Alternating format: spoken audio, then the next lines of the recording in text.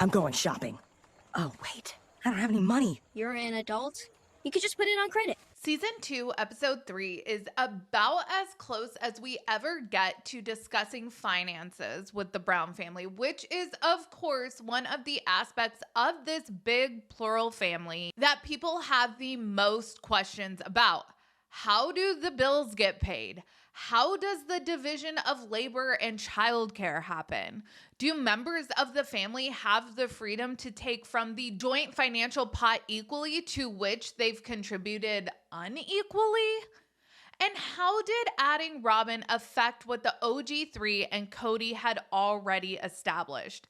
This was a fascinating episode, especially witnessing Kody and Robyn scrambling to justify Robyn's presence in this family with her financial contribution of 0. Honestly, this is probably also a point of resentment for Christine because they try to tack Robyn on as a childcare provider, but we know she didn't do any meaningful childcare for these kids. She didn't even provide meaningful childcare to her own kids.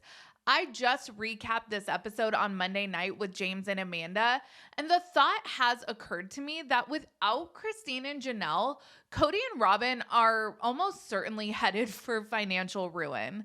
We have a lot to talk about. Let's get into today's video.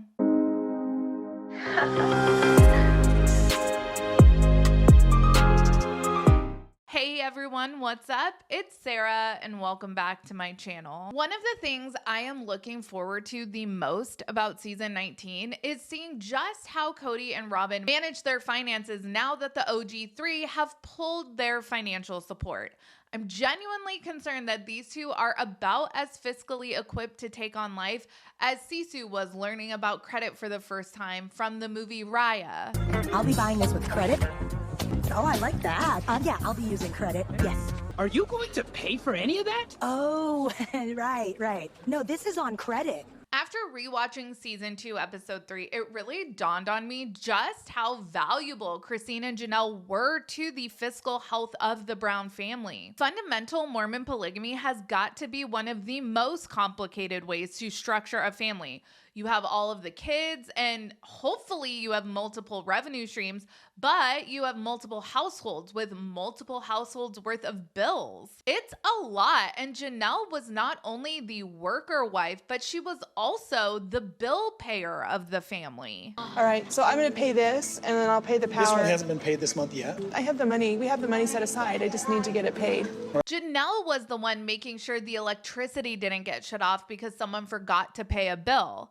And then here comes Robyn. So here's my $30K worth of credit card debt. I'll just leave this here on the counter, Janelle. Kisses. I seriously doubt Janelle ever received an appropriate level of gratitude from specifically Kody for making sure things like the mortgage got paid, deciding what bills get paid with what paychecks. It's a lot of work. Sure, Kody can go out and make money and deposit his check into a checking account, but the reason why none of these women subscribed to patriarchy when they married him is because they were all running their own households.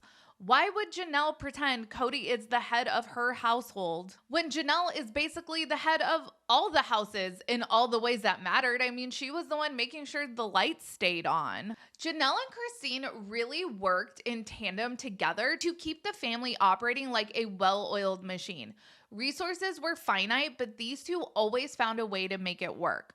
Janelle was the one who made sure the bills got paid, and Christine was the one making sure to stretch the family's dollars as far as possible. The way that I bring money into the family is because I save the family money. By really watching what I shop, by buying in bulk, by canning. That's how I can help out financially with the family.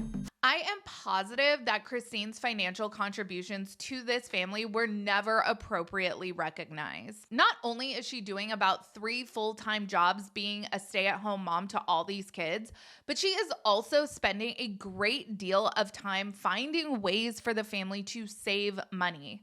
When I was growing up, my mom used to spend hours couponing. We had to. That was the way we had to grocery shop. My mom had this like plastic container that had little index files, and that's how she organized her coupons. I remember every week helping her clip coupons. Then she would go through and take out any that were expired And then she would plan her shopping trip. And even after all that prep and planning, we still spent like 2 hours at the grocery store. I mean, if you've ever been grocery shopping while couponing, you know that it takes forever. I see this clip of Christine in the grocery store, and I know based on my own upbringing that she probably put in at least 6 to 8 hours of prep work before even stepping foot into that grocery store. And did she ever get a thank you from Kody? I seriously doubt it.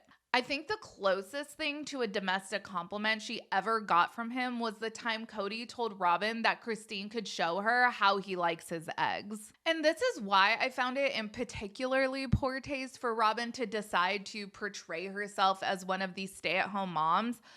Janelle, Mary, and Kody were all bringing home paychecks. Christine was the stay-at-home mom. Robyn, who worked before joining this family, for some reason decided to not work anymore after marrying Kody.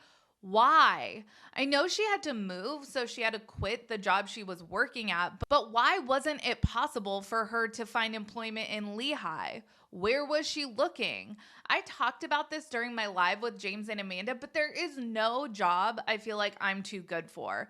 If it comes down to being able to feed my kids or not, there's really no job I'm not willing to work. Christine makes this statement, and it's what I can only describe as a polygamy propaganda statement in this episode when she proclaims that she's so grateful to have another stay-at-home mom in Robyn.